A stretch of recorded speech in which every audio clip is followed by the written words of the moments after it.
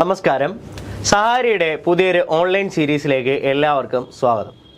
ഇന്ന് ഞാൻ നിങ്ങളുടെ മുന്നിൽ എത്തിയിരിക്കുന്നത് ഒരു PYQ ഡിസ്കഷൻ സെഷനുമായിട്ടാണ്. ഇതിനകത്ത് നമ്മൾ ഡിസ്കസ് ചെയ്യുന്നത് 1072/2025 എന്ന് പറയുന്ന പരീക്ഷയിൽ നടന്നിട്ടുള്ള സഹകരണവുമായി ബന്ധപ്പെട്ട ചില ചോദ്യങ്ങളെ പറ്റി ഡിസ്കസ് ചെയ്യുന്നതിന് വേണ്ടിയിട്ടാണ്. ആ ചോദ്യങ്ങളുമായി ബന്ധപ്പെട്ട വസ്തുതകളും നമ്മൾ ഈ ക്ലാസ്സിൽ പരിശോധിക്കാം. അപ്പോൾ എല്ലാവരും ക്ലാസ്സിൽ ശ്രദ്ധിച്ചിരിക്കുക. കഴിഞ്ഞ കുറച്ച് കാലങ്ങളായി നിങ്ങൾക്ക് നൽകുന്ന ഈ CSEBയുടെ PYQ സീരീസ് നിങ്ങൾക്ക് എല്ലാവർക്കും ഉപയോഗപ്രദമാണ് എന്ന് ഞാൻ വിശ്വസിക്കുന്നു. അപ്പോൾ അതിനെയെല്ലാം നിങ്ങൾ എങ്ങനെയാണോ മാക്സിമം ഉപയോഗിച്ചത് അതുപോലെ തന്നെ ഈ ഒരു സീരീസിനെയും ഉപയോഗിക്കാൻ വേണ്ടി ശ്രമിക്കുക. അപ്പോൾ നമുക്ക് 1072/2025 എന്ന് പറയുന്ന പരീക്ഷയിലെ സഹകരണവുമായി ബന്ധപ്പെട്ട കുറച്ച് ചോദ്യങ്ങളും അവയുടെ അടിസ്ഥാന വസ്തുതകളും പരിശോധിക്കാം. അപ്പോൾ എല്ലാവർക്കും ഒന്നുകൂടി സഹാരിയുടെ ഈ ഒരു PYQ ഡിസ്കഷൻ സെഷനിലേക്ക് സ്വാഗതം. നമുക്ക് തുടങ്ങാം. ആദ്യത്തെ ക്വസ്റ്റ്യൻ പരിശോധിക്കാം. ആദ്യത്തെ question: who formed the Brighton cooperative benevolent fund association? Brighton cooperative benevolent fund association രൂപീകരിച്ചത് ആരാണ്? അല്ലേ, കുറച്ച് വ്യക്തിത്വങ്ങളെ നമ്മളിവിടെ പരിശോധിക്കാം. റോക്ക്ഡെയിൽ പയനീഴ്സ്, അടുത്തത് വില്യം കിങ്, റോബർട്ട് ഓവൻ, അതുപോലെ തന്നെ ഹെർമൻ ഷൾസ്. അല്ലേ, അങ്ങനെ കുറച്ച് വ്യക്തിത്വങ്ങൾ ഇവിടെ നൽകിയിട്ടുണ്ട്. അപ്പോൾ ഇവരെല്ലാം പറ്റിയിട്ട് നിങ്ങൾ അവയറാണ് അല്ലേ. അപ്പോൾ റോക്ക്ഡെയിൽ പയനീഴ്സിനെ പറ്റിയിട്ട് നിങ്ങൾ കേട്ടിട്ടുണ്ട്. വില്യം കിങ് ആരാണെന്ന് നിങ്ങൾക്ക് നല്ലപോലെ അറിയാം. റോബർട്ട് ഓവനെ സഹകരണവുമായി ബന്ധപ്പെട്ട് പഠിക്കുന്ന ഏതൊരു വ്യക്തിക്കും ആദ്യം നമ്മൾ പഠിക്കുന്ന ഒരു വ്യക്തിയാണ് ആരെന്ന് പറയുന്നത്, റോബർട്ട് ഓവൻ എന്ന് പറയുന്നത്. അതുപോലെ തന്നെ ഷൾസ്. ഓക്കെ, അപ്പോൾ ഇത്രയും ആളുകളെ പറ്റിയിട്ട് നമുക്ക് ഇവരുമായി ബന്ധപ്പെട്ട വസ്തുതകൾ പഠിക്കാം. അപ്പോൾ ഈ ചോദ്യത്തിന്റെ ഉത്തരം Brighton cooperative benevolent fund association രൂപീകരിച്ചത് ആരാണ്? അല്ലെ, ഡോക്ടർ വില്യം കിങ്. അല്ലെ, ആരാണ്? ഡോക്ടർ വില്യം കിങ് ആണ്. അപ്പോൾ സഹകരണ വിദ്യാഭ്യാസത്തിന്റെ പിതാവ് എന്നറിയപ്പെടുന്ന വ്യക്തിയാണ് ആരെന്ന് പറയുന്നത്, ഡോക്ടർ വില്യം കിങ്. അല്ലെ, നമുക്ക് എല്ലാവർക്കും അറിയാവുന്നതുപോലെ സഹകരണ വിദ്യാഭ്യാസത്തിന്റെയും അതുപോലെ തന്നെ സഹകരണ ട്രെയിനിങ്ങിന്റെയും ഏറ്റവും അടിസ്ഥാനപരമായിട്ടുള്ള വസ്തുതകളെ പറ്റിയിട്ട് മറ്റുള്ളവരെ പറഞ്ഞ് മനസ്സിലാക്കിയ ഏറ്റവും മഹത് വ്യക്തിത്വമാണ് ആരെന്ന് പറയുന്നത്, വില്യം കിങ് എന്ന് പറയുന്നത്. അല്ലെ, അപ്പോൾ അദ്ദേഹവുമായി ബന്ധപ്പെട്ട കുറച്ച് വസ്തുതകൾ നമുക്ക് പരിശോധിക്കാം. നോക്കാം. ആദ്യം അദ്ദേഹത്തിന്റെ ഒരു പോർട്രേറ്റ് ഇവിടെ കൊടുത്തിട്ടുണ്ട്. അല്ലെ, വില്യം കിങ് എന്ന് പറയുന്ന ആ ഒരു വ്യക്തിയുടെ ഒരു പോർട്രേറ്റ് നിങ്ങൾക്ക് ഇവിടെ കാണാം. അല്ലെ, അപ്പോൾ അദ്ദേഹത്തെ പറ്റിയിട്ട് അദ്ദേഹത്തിന്റെ ഒരു ചിത്രം നിങ്ങളെ ഇവിടെ കാണിക്കുന്നുണ്ട്. ഇനി അടുത്ത് അദ്ദേഹവുമായി ബന്ധപ്പെട്ട വസ്തുതകൾ നമുക്കൊന്ന് പരിശോധിക്കാം. ഓക്കെ, അപ്പോൾ വില്യം കിങ് എന്ന് പറയുന്ന ഈ ഒരു വ്യക്തി 1786 1865 ഇദ്ദേഹത്തിന്റെ എന്തെന്ന് പറയുന്നത് കാലഘട്ടം. മുൻകാല പരീക്ഷകളിൽ ഇദ്ദേഹം ജനിച്ച വർഷവും അതുപോലെ തന്നെ ഇദ്ദേഹം അന്തരിച്ച വർഷവും ചോദിക്കാറുണ്ടായിരുന്നു. ഇപ്പോഴത്തെ പരീക്ഷകളിൽ അത് കാണാറില്ല, എന്നാലും ചോദിച്ചു കൂടാതിരിക്കാൻ കഴിയില്ല. നല്ലൊരു പോയിന്റാണ്. 1786 ജനിച്ചു, 1865 അദ്ദേഹം മരിച്ചു. അപ്പോൾ അദ്ദേഹവുമായി ബന്ധപ്പെട്ട അടുത്ത പോയിന്റ്, വില്യം കിങ് എന്ന് പറയുന്നത് റോബർട്ട് ഓവന്റെ ഒരു ഫോളോവർ ആയിരുന്നു എന്നാണ്. അല്ലെ, റോബർട്ട് ഓവനുമായി ബന്ധപ്പെട്ട് ഏറ്റവും കൂടുതൽ അടുത്ത് നിന്ന അല്ലെങ്കിൽ അദ്ദേഹത്തിന്റെ ഐഡിയോളജിയെ ഏറ്റവും കൂടുതൽ സ്വാധീനിച്ച വ്യക്തിയാണ് ആരെന്ന് പറയുന്നത്, നമ്മുടെ വില്യം കിങ് എന്ന് പറയുന്നത്. അതുകൊണ്ട് തന്നെ അദ്ദേഹത്തെ കൂടുതലും ഫോളോ ചെയ്യുന്നതിന് വേണ്ടിയിട്ട് ആര് ശ്രമിച്ചിരുന്നു? നമ്മുടെ വില്യം കിങ് ശ്രമിച്ചിരുന്നു. ഇദ്ദേഹം ഒരു ഫിസിഷ്യനാണ്. ഇപ്സ്വിച്ച് എന്ന് പറയുന്ന സ്ഥലത്താണ് ഇദ്ദേഹം ജനിച്ചത്. ഇംഗ്ലണ്ടിലെ ഇപ്സ്വിച്ച് എന്ന് പറയുന്ന സ്ഥലത്താണ് ഇദ്ദേഹം ജനിച്ചത്.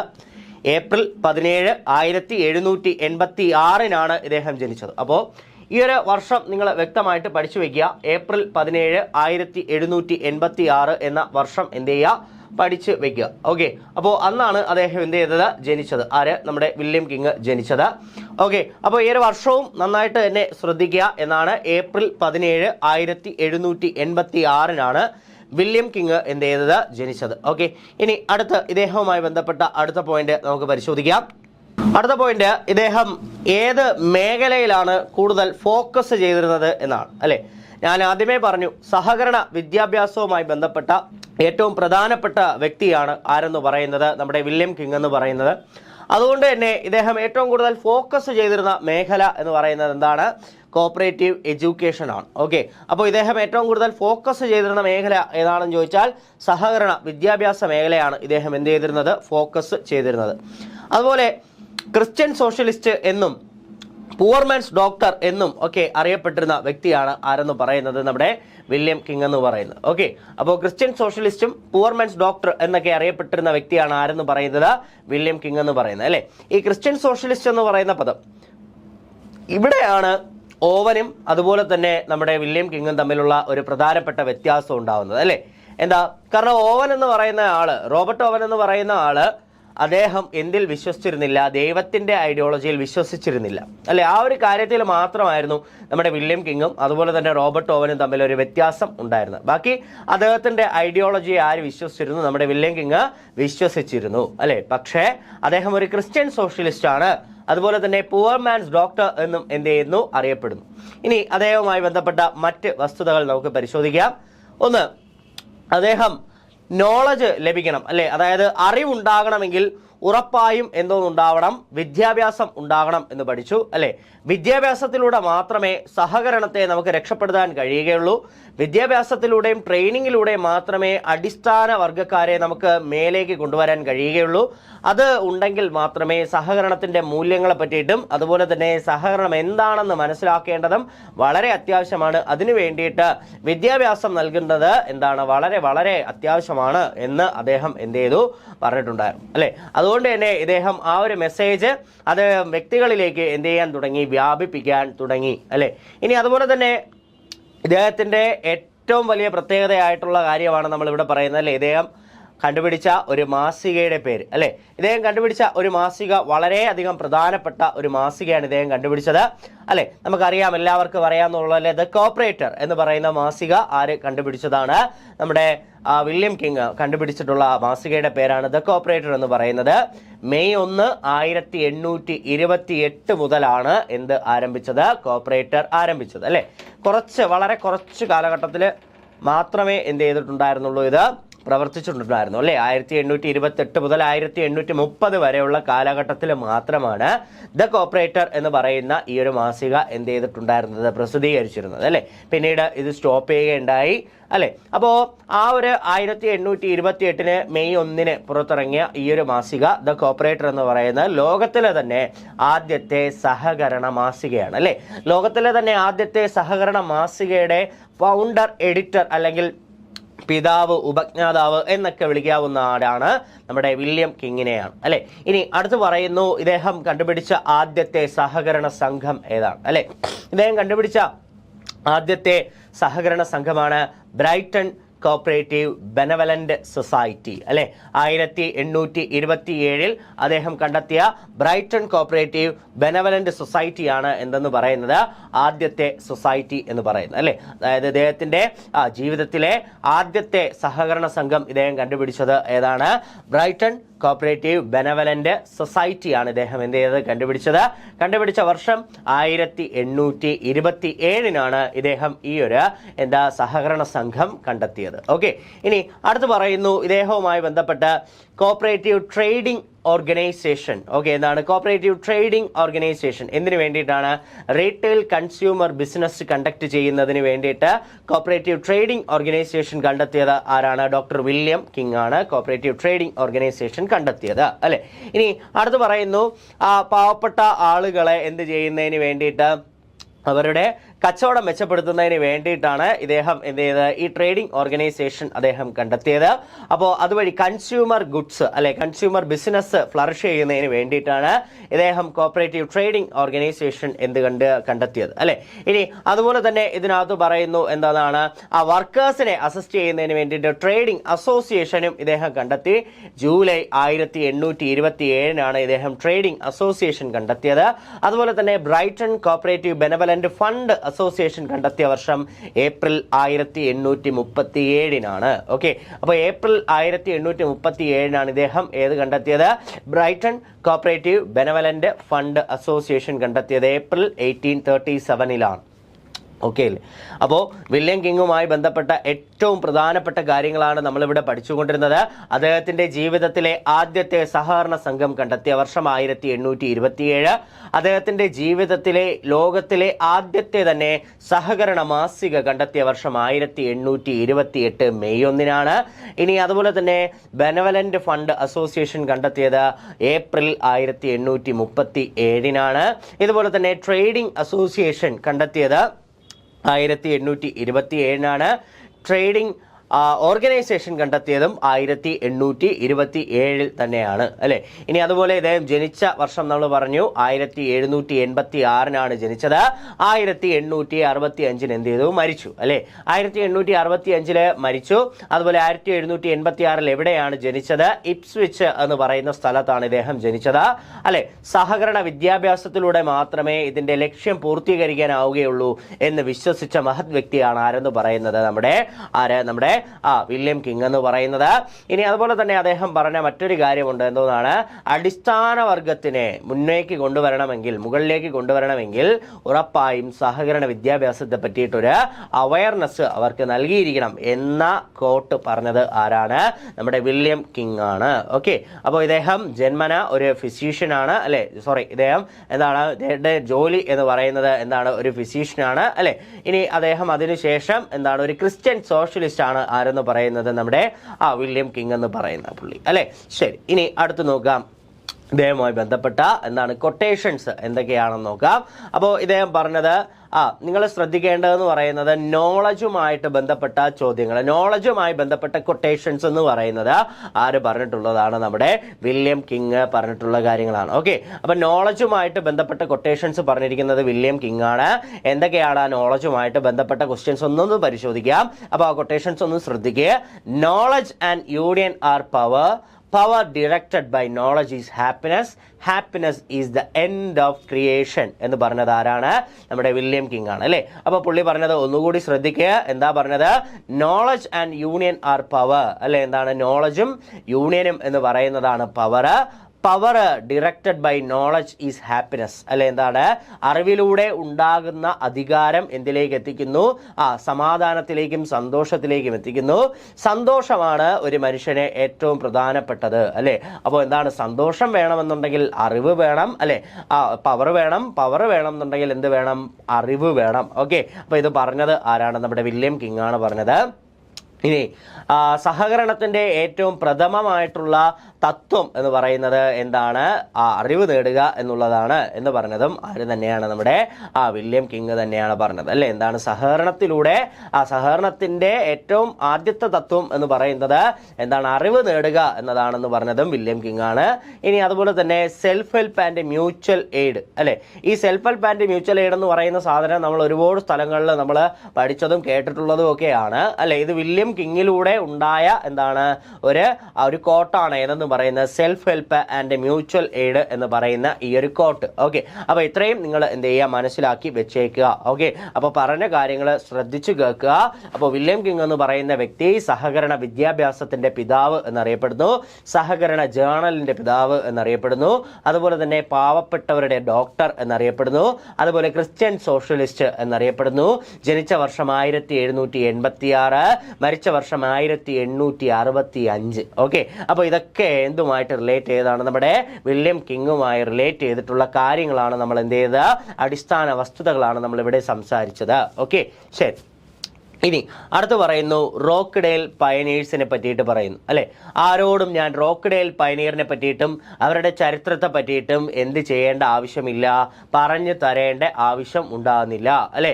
റോക്ക്ഡെയിൽ പയനീർ എന്ന് പറയുന്നത് 1844 രൂപീകരിച്ചിട്ടുള്ള ലോകത്തിലെ ആദ്യത്തെ സക്സസ്ഫുൾ ആയിട്ടുള്ള സഹകരണ സംഘമാണ് അല്ലെ. ലോകത്തിൽ ഇതിനു മുന്നും എന്തോന്നുണ്ടായി? സഹകരണ സംഘങ്ങൾ ഉണ്ടായിരുന്നു. പക്ഷേ അവയൊന്നും തന്നെ എന്തായിരുന്നില്ല? സക്സസ്ഫുൾ ആയിരുന്നില്ല. പക്ഷേ ലോകത്തിലെ ആദ്യത്തെ സക്സസ്ഫുൾ സഹകരണ സംഘം എന്നറിയപ്പെടുന്നത് ഏതാണ്? നമ്മുടെ റോക്ക്ഡെയിൽ പയനീർ കോപ്പറേറ്റീവ് സൊസൈറ്റിയാണ് അല്ലെ. ഈ റോക്ക്ഡെയിൽ കോപ്പറേറ്റീവ് സൊസൈറ്റിയുടെ പ്രത്യേകത എന്താ? അതായത് 28 വീവേഴ്സ് കൂടെ ചേർന്ന് അവരുടെ ക്ഷേമത്തിനും സൗകര്യത്തിനും വേണ്ടിയിട്ട് രൂപീകരിച്ചിട്ടുള്ള ഒരു കൺസ്യൂമർ കോപ്പറേറ്റീവ് സൊസൈറ്റിയാണ് ഏതെന്ന് പറയുന്നത് നമ്മുടെ റോക്ക്ഡെയിൽ ഇക്വിറ്റബിൾ പയനീർ സൊസൈറ്റി എന്ന് പറയുന്നത് അല്ലെ. പിന്നീട് ലോകമെമ്പാടും എന്ത് ചെയ്യുന്ന വ്യാപിച്ച സഹകരണ പ്രസ്ഥാനത്തിന്റെ തന്നെ സഹകരണ തത്വങ്ങളുടെ തന്നെ എന്തോന്നായിട്ട് പിതാക്കന്മാരായിട്ട് എന്ത് മാറുകയായിരുന്നു? റോക്ക്ഡെയിൽ പയനീഴ്സ് മാറുകയായിരുന്നു അല്ലെ. ഇനി അതിനകത്ത് പറയുന്നു that society called Rochdale equitable pioneer society it was started at a Toad Lane in Rochdale അല്ലെ. റോക്ക്ഡെയിലിലെ ടോഡ് ലൈൻ എന്ന് പറയുന്ന സ്ഥലത്താണ് എന്ത് ആരംഭിച്ചിട്ടുണ്ടായിരുന്നത്? നമ്മുടെ ഈ റെപ്സ് അല്ലെങ്കിൽ റോക്ക്ഡെയിൽ ഇക്വിറ്റബിൾ പയനീർ സൊസൈറ്റി ആരംഭിച്ചത് അല്ലെ. റോക്ക്ഡെയിൽ എന്ന് പറയുന്നത് ഇംഗ്ലണ്ടിന്റെ നോർത്ത് വെസ്റ്റേൺ പാർട്ടിന്റെ മാഞ്ചസ്റ്ററിന്റെ ഭാഗമായിട്ടുള്ള എന്താണ് ഒരു സ്ഥലമാണ് ഏതെന്ന് പറയുന്നത്? റോക്ക്ഡെയിൽ എന്ന് പറയുന്നത് അല്ലെ. ഇനി അടുത്ത ഇതൊക്കെയായിരുന്നു ഒരു റോക്ക്ഡെയിൽ ഇക്വിറ്റബിൾ പയനീർ സൊസൈറ്റീസിന്റെ ഏറ്റവും പ്രധാനപ്പെട്ട വസ്തുതകൾ എന്ന് പറയുന്നത് കേട്ടോ. അപ്പൊ ഇങ്ങനത്തെ ക്വസ്റ്റ്യൻസ് പഠിക്കുന്ന സമയത്ത് നിങ്ങൾ അത് കുറച്ചുകൂടെ മനസ്സിലാക്കി പഠിക്കുന്നതിന് വേണ്ടിയിട്ട് ശ്രമിക്കണം. കാര്യം എന്തെന്ന് വെച്ചാൽ നമുക്കിത് എന്ത് ചെയ്യാനുള്ള സാധ്യതയുണ്ട്? സ്റ്റേറ്റ്മെന്റുകളൊക്കെ ആയിട്ട് ചോദിച്ചാൽ നിങ്ങൾക്ക് മനസ്സിലാക്കി വെച്ചാണ് നിങ്ങൾ പഠിക്കുന്നതെങ്കിൽ ആ സ്റ്റേറ്റ്മെന്റുകളെ നിങ്ങൾക്ക് എന്ത് ചെയ്യാൻ കഴിയും? അറ്റൻഡ് ചെയ്യാൻ കഴിയും കേട്ടോ.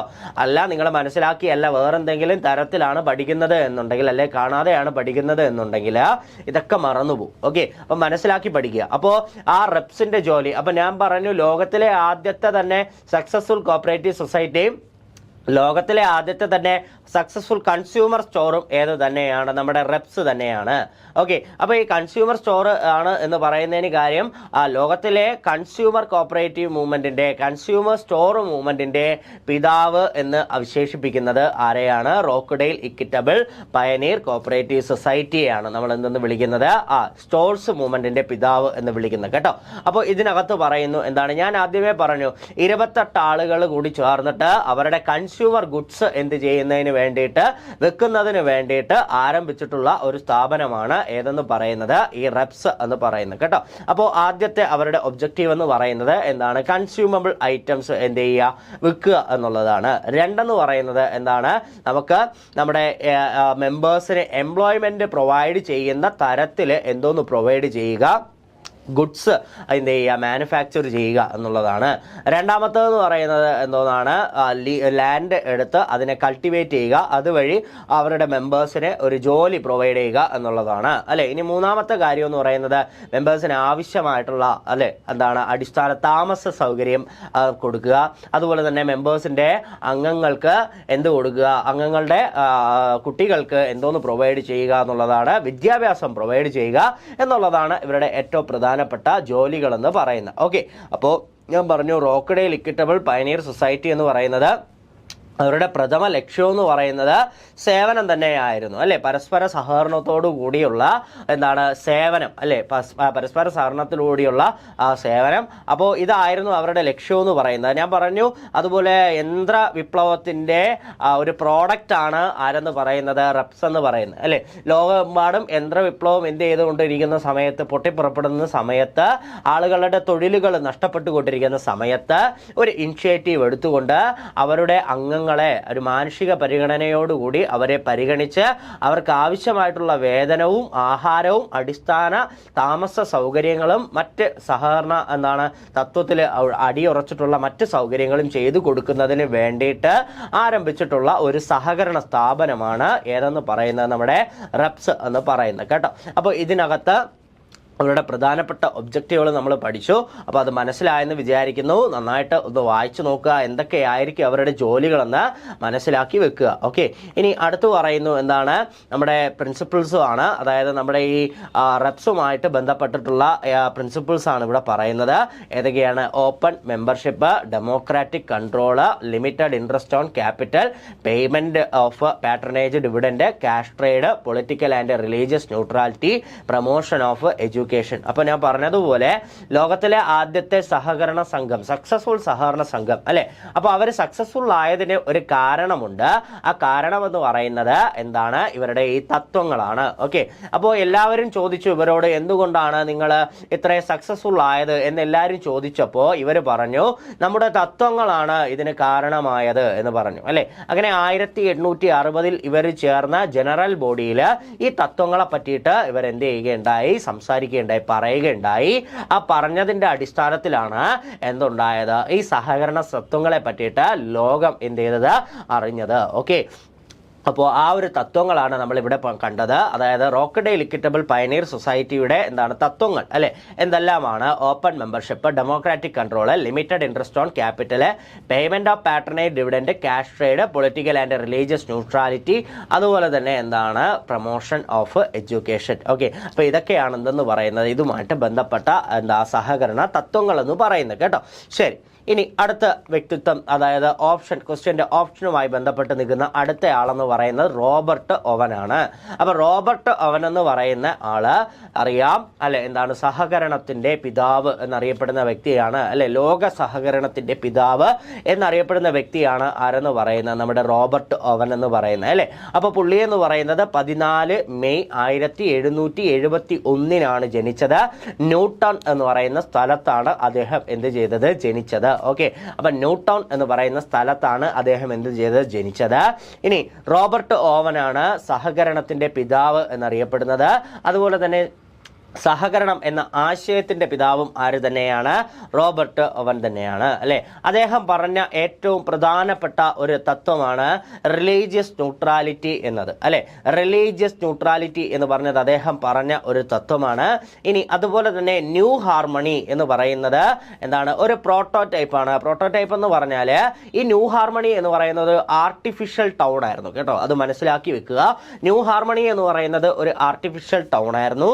അദ്ദേഹം ഇത് രൂപീകരിച്ചത് എന്തിനു വേണ്ടിയിട്ടാണെന്ന് ചോദിച്ചാൽ ഈ ആളുകളെ കൊണ്ടുവന്ന് താമസിപ്പിക്കാനും അതിനകത്ത് എല്ലാ വിധത്തിലുള്ള സൗകര്യങ്ങളും അദ്ദേഹം എന്ത് ചെയ്തിരുന്നു? നൽകിയിരുന്നു അല്ലെ. അതായത് ഇദ്ദേഹത്തിന്റെ മില്ലുകളിൽ ജോലി ചെയ്യുന്ന ഉദ്യോഗസ്ഥരുടെ മക്കൾക്ക് പഠിക്കാനുള്ള ക്രഷ് ഫെസിലിറ്റീസ്, അതുപോലെ തന്നെ ക്രഷ് എന്ന് പറഞ്ഞാൽ അറിഞ്ഞൂടെ, ഈ കുഞ്ഞുങ്ങളെയൊക്കെ നോക്കുന്ന ചെറിയ ചെറിയ നേഴ്സറി പോലുള്ള അല്ലെ സ്ഥാപനങ്ങൾ, അപ്പോൾ അവർക്ക് പഠിക്കാനുള്ള സൗകര്യങ്ങൾ, ഇതൊക്കെ ഇതിനകത്ത് പ്രൊവൈഡ് ചെയ്യുന്നു. ഈ ന്യൂ ഹാർമണി എന്ന് പറയുന്ന ഈ ഒരു എന്താണ് ആർട്ടിഫിഷ്യൽ ടൗൺ പ്രോട്ടോടൈപ്പിനകത്ത് എന്ത് ചെയ്തിരുന്നുണ്ടായിരുന്നു?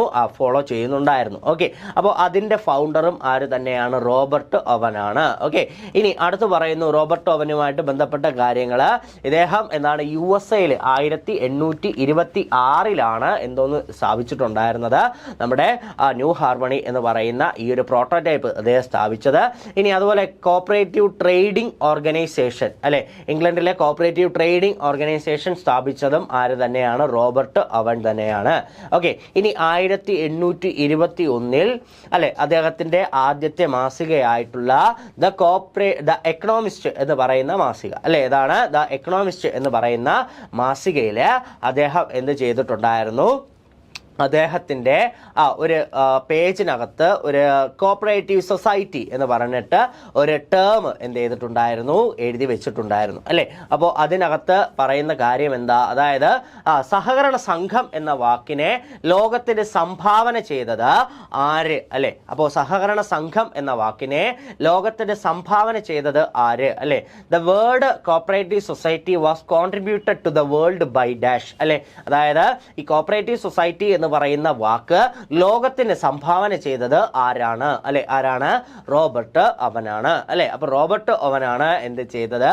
നമ്മുടെ കോപ്പറേറ്റീവ് സൊസൈറ്റി എന്ന് പറയുന്ന വാക്കിനെ ലോകത്തിന് സംഭാവന ചെയ്തത്. ഓക്കെ, ഇനി അടുത്ത് പറയുന്നു A new view of society എന്ന് പറയുന്ന ഒരു ബുക്ക് ഇദ്ദേഹം എഴുതിയതാണ്. 1817 കാലഘട്ടത്തിൽ ഇദ്ദേഹം എഴുതിയ എന്താണ് ഒരു ബുക്കാണ് ഏതെന്ന് പറയുന്നത്? A new view of society എന്ന് പറയുന്നത് കേട്ടോ. ഇനി അതുപോലെ തന്നെ ദ ക്രൈസിസ് എന്ന് പറയുന്ന ഒരു ബുക്കുണ്ട്. ഒരു ക്രൈസിസ് എന്ന് പറയുന്ന ഒരു ഷോർട്ട് പേപ്പർ ആണത്. അപ്പോൾ അതിന്റെ ഉപജ്ഞാതാവും ആര് തന്നെയാണ്? റോബർട്ട് ഓവൻ തന്നെയാണ്. ഓക്കെ, അപ്പൊ ദ ക്രൈസിസ് എന്ന് പറയുന്ന എന്താണ് ഒരു ഷോർട്ട് പേപ്പർ ഉണ്ട്. അതിൻ്റെ ഉപജ്ഞാതാവും ആര് തന്നെയാണ്? നമ്മുടെ റോബർട്ട് ഓവൻ തന്നെയാണ്. ഓക്കെ, അപ്പോൾ അത് ഇത് ഇല്ല, അപ്പോൾ അതിനകത്ത് ഈ കൂട്ടുകാർ അതുണ്ടെങ്കിൽ എന്ന് എഴുതി വെച്ചോളുക. ഓക്കെ, അപ്പോൾ റോബർട്ട് ഓവൻ്റെ മറ്റൊരു പബ്ലിക്കേഷനാണ് ദ ക്രൈസിസ്. ഓക്കെ, അതാണ് ദ ക്രൈസിസ് എന്ന് പറയുന്നത്. ഓക്കെ, ശരി. ഇനി അടുത്ത് നമുക്ക് നോക്കാം. അപ്പോൾ റോബർട്ട് ഓവനുമായിട്ട് ബന്ധപ്പെട്ട ഏറ്റവും അടിസ്ഥാനപരമായിട്ടുള്ള വസ്തുതകളാണ് നമ്മളിവിടെ പരിശോധിച്ചത്. ഓക്കെ, ഇനി അടുത്ത് നമുക്ക് പരിശോധിക്കാം ഹെർ ഫ്രാൻസ് ഷാൾസ് ഡെലിഷ്. ഓക്കെ, അപ്പോൾ ഇതിനകത്ത് നിങ്ങൾ പറയുന്ന ഉച്ചാരണവും ഞാൻ പറയുന്ന ഉച്ചാരണവും തമ്മിൽ ചിലപ്പോൾ വ്യത്യാസം ഉണ്ടാവും. ഓക്കെ, ഇത് നിങ്ങൾ അങ്ങനെയാണെന്നുണ്ടെങ്കിൽ നിങ്ങൾ ക്ഷമിക്കുക. അപ്പോൾ ഇതിനകത്ത് ഹെർ ഫ്രാൻസ് ഷാൾസ് ഡെലിഷ് എന്ന് പറയുന്ന നമ്മുടെ ഷാൾസ് എന്ന് പറയുന്ന വ്യക്തിയെ പറ്റിയിട്ട് അല്ലേ, എന്താണ് നമ്മുടെ അർബൻ ബാങ്കുകളുടെ പിതാവ് എന്നറിയപ്പെടുന്ന, ലോകത്തിൻ്റെ അർബൻ ബാങ്കുകളുടെ പിതാവ് എന്നറിയപ്പെടുന്ന ആ ഷാൾസിനെ പറ്റിയിട്ടാണ് നമ്മൾ എന്ത് ചെയ്യാൻ പോകുന്നത്, സംസാരിക്കാൻ പോകുന്നത്. ഓക്കെ, അപ്പോൾ അദ്ദേഹത്തിൻ്റെ ആ ഒരു കാലഘട്ടം നമുക്ക് പഠിക്കാം. 1808 മുതൽ 1883 വരെയാണ് ആരുടെ കാലഘട്ടം എന്ന് പറയുന്നത്, നമ്മുടെ ഷാൾസ് എന്ന് പറയുന്ന ആ ഒരു ആളിൻ്റെ കാലഘട്ടം എന്ന് പറയുന്നത് അല്ലേ. അർബൻ കോപ്പറേറ്റീവ് ബാങ്കുകളുടെ പിതാവ് എന്നറിയപ്പെടുന്ന ഷാൾസിൻ്റെ കാലഘട്ടം 1808 മുതൽ 1883 വരെയാണ്. ഓക്കെ, അപ്പോൾ നമുക്കതിനെ പറ്റിയിട്ടൊന്ന് പരിശോധിക്കാം. നോക്കാം. ഷാൾസ് എന്ന് പറയുന്നത് ജർമ്മൻ സഹകരണ പ്രസ്ഥാനത്തിൻ്റെ അല്ലെ പിതാക്കന്മാരിൽ ഒരാളാണ്. ആരെന്ന് പറയുന്നത് ഷാൾസ് എന്ന് പറയുന്ന അവിടെ രണ്ടുപേരുണ്ടെന്ന് നമുക്കറിയാം. റൈഫീസൻ എന്ന് പറയുന്ന ആളുമുണ്ട്, അതുപോലെ ഷാൾസ് എന്ന് പറയുന്ന ആളുമുണ്ട്. റൈഫീസൻ എന്ന് പറയുന്ന റൂറൽ ക്രെഡിറ്റിന്റെ പിതാവാണ്. ഷാൾസ് എന്ന് പറയുന്നത് അർബൻ ക്രെഡിറ്റിന്റെ പിതാവാണ്. 1808 ഡെലിഷ് എന്ന് പറയുന്ന ഒരു ടൗണിലാണ് അദ്ദേഹം എന്ത് ചെയ്തത്, ജനിച്ചത്. ആദ്യം അദ്ദേഹം ജഡ്ജായിരുന്നു, പിന്നീട് മേയറായി മാറി. ഓക്കെ, അപ്പോൾ ആദ്യം മിലിറ്ററി ഓഫീസറും പിന്നീട് മേയർ ആയതും ആരാണെന്ന് ചോദിച്ചാൽ അത് റൈഫീസൻ ആണ്. ഓക്കെ, ആദ്യം ജഡ്ജ് ആയതിനു ശേഷം മേയർ ആയത് ആരെന്ന് ചോദിച്ചാൽ ഷാൾസ് ആണ്. എന്നാൽ മിലിറ്ററി ഓഫീസർ ആയതിനു ശേഷം മേയർ ആയത് ആരെന്ന് ചോദിച്ചാൽ റൈഫീസൻ ആണ്. ഓക്കെ, ഇനി അടുത്ത് പറയുന്നു ഇദ്ദേഹത്തെ വളരെ വ്യക്തമായിട്ട് ജർമ്മൻ ജനതയ്ക്ക് അറിയാം. കാരണം എന്തെന്ന് പറഞ്ഞാൽ ജർമ്മൻ ജനതയുടെ ഏറ്റവും മോശമായിട്ടുള്ള സമയത്ത് അവരെ രക്ഷിച്ചെടുക്കുന്നതിന് വേണ്ടിയിട്ട് മുന്നോട്ട് വന്നിട്ടുള്ള ആളാണ് ആരെന്ന് പറയുന്നത് നമ്മുടെ ഡെലിഷ്, ഷാൾസ് ഡെലിഷ് എന്ന് പറയുന്ന ആള്. ഓക്കെ, അപ്പോൾ അദ്ദേഹം ചെയ്ത കാര്യങ്ങൾ എന്തൊക്കെയാണെന്ന് ചോദിച്ചാൽ ഡെലിഷ് എന്ന് പറയുന്ന ആ ഒരു ചെറിയ ടൗണിനകത്തുള്ള ആളുകളെ സഹായിക്കുന്നതിന് വേണ്ടിയിട്ട് അദ്ദേഹം ഒരു ഫ്രണ്ട്ലി സൊസൈറ്റി ആരംഭിച്ചു. അതുപോലെ തന്നെ അതേ വർഷം തന്നെ ഷൂ മെറ്റീരിയൽസ് പ്രൊവൈഡ് ചെയ്യുന്ന ഷൂ മേക്കേഴ്സ് കോപ്പറേറ്റീവ് സൊസൈറ്റി എന്ന് പറഞ്ഞിട്ട് ഒരു സൊസൈറ്റി കൂടി അദ്ദേഹം എന്ത് ചെയ്തു, അതേ വർഷം തന്നെ ആരംഭിച്ചു. അതിനുശേഷം അദ്ദേഹത്തിന് മനസ്സിലായി ഇത്തരം സാധനങ്ങൾ നൽകുന്നതിലൂടെ അവർക്ക് ഒരു ലാഭം ഉണ്ടാകുന്നില്ല, അല്ലെങ്കിൽ അത് അവർക്ക് സഹായമാകുന്നില്ല. അതിന് പകരം ക്രെഡിറ്റ് കൊടുത്തിട്ടുണ്ടെങ്കിൽ മാത്രമേ അവർക്ക് സഹായമാകുന്നുള്ളൂ എന്ന് മനസ്സിലാക്കിയ നമ്മുടെ ഷാൾസ് അദ്ദേഹം ക്രെഡിറ്റ് ഫെസിലിറ്റീസ് പ്രൊവൈഡ് ചെയ്യുന്നതിന് വേണ്ടിയിട്ട് മുന്നോട്ട് വന്നു. ഓക്കെ, അപ്പോൾ 1849 ആദ്യത്തെ ഫ്രണ്ട്ലി സൊസൈറ്റി രൂപീകരിച്ചു. അതേ വർഷം തന്നെ ഷൂമേക്കേഴ്സ് കോപ്പറേറ്റീവ് സൊസൈറ്റി രൂപീകരിച്ചു. പക്ഷേ ഇതിലൊന്നും അല്ല കാര്യം, ക്രെഡിറ്റ് കൊടുക്കുക, ക്രെഡിറ്റ് കൊടുക്കുന്നതിലൂടെ ആ ഒരു ജനതയെ രക്ഷിക്കാൻ കഴിയും എന്ന് മനസ്സിലാക്കിയ ഷാൾസ് അദ്ദേഹത്തിൻ്റെ ശ്രദ്ധ മുഴുവനും എന്തിലേക്ക് മാറ്റി, അർബൻ ക്രെഡിറ്റിലേക്ക് എന്ത് ചെയ്തു, മാറ്റി. അതിനു വേണ്ടിയിട്ട് അദ്ദേഹം എന്ത് ചെയ്തു, പണക്കാരായ ആളുകളുടെ കയ്യിൽ നിന്നും ശേഖരിക്കാൻ തുടങ്ങി. പണം ശേഖരിച്ചുകൊണ്ട് സഹകരണ സംഘങ്ങൾ രൂപീകരിച്ച് അതിലൂടെ ഈ പാവപ്പെട്ട ആളുകൾക്ക് എന്ത് കൊടുക്കാൻ തുടങ്ങി, ക്രെഡിറ്റ് കൊടുക്കാൻ തുടങ്ങി കേട്ടോ. അപ്പോൾ ഇതിനകത്ത് പറയുന്നു, എന്താ പറയുന്നത്, the object of the society അല്ലേ. അപ്പോൾ ഷാൾസ് സൊസൈറ്റിയുടെ ഒബ്ജക്റ്റ് എന്ന് പറയുന്നത് അർബൻ ഏരിയയിൽ താമസിക്കുന്ന പാവപ്പെട്ട ആളുകൾക്ക് ക്രെഡിറ്റ് പ്രൊവൈഡ് ചെയ്യുക എന്നുള്ളതാണ്. ക്രെഡിറ്റ് കൊടുത്തുകൊണ്ടിരുന്നത് മെമ്പേഴ്സിന് മാത്രമായിരിക്കും ക്രെഡിറ്റ് കൊടുക്കുക. വളരെ വലിയൊരു ഏരിയയാണ് ഇവരുടെ ഏരിയ ഓഫ് ഓപ്പറേഷൻ എന്ന് പറയുന്നത്. വളരെ വലിയ രീതിയിൽ ബിസിനസ്സുകളും ആർക്കുണ്ടായിരുന്നു, നമ്മുടെ ഈ ഷാൾസ് കോപ്പറേറ്റീവ് സൊസൈറ്റിക്ക് ഉണ്ടായിരുന്നു. ഓക്കെ, അപ്പോൾ ഇപ്പോൾ ഇത്രയും കാര്യം എന്ന് പറയുന്നത് നമ്മുടെ ഷാൾസുമായിട്ട് റിലേറ്റ് ചെയ്തിട്ടുള്ള ഏറ്റവും അടിസ്ഥാനപരമായിട്ടുള്ള വസ്തുതയാണ് ഏതെന്ന് പറയുന്നത് നമ്മൾ ഇപ്പോൾ നോക്കിയത്. ഓക്കെ, അപ്പോൾ ആദ്യത്തെ ക്വസ്റ്റ്യൻ നമ്മൾ പഠിച്ചു, അവരുടെ ഓപ്ഷനുകളിൽ ഉണ്ടായിരുന്ന അതുമായിട്ട് ബന്ധപ്പെട്ട റിലേറ്റഡ് ഫാക്റ്റുകൾ നമ്മൾ എന്ത് ചെയ്തു, പരിശോധിച്ചു. ഓക്കെ, അപ്പോൾ എല്ലാവരും നന്നായിട്ട് ശ്രദ്ധിച്ച് പഠിക്കുക. നന്ദി, നമസ്കാരം.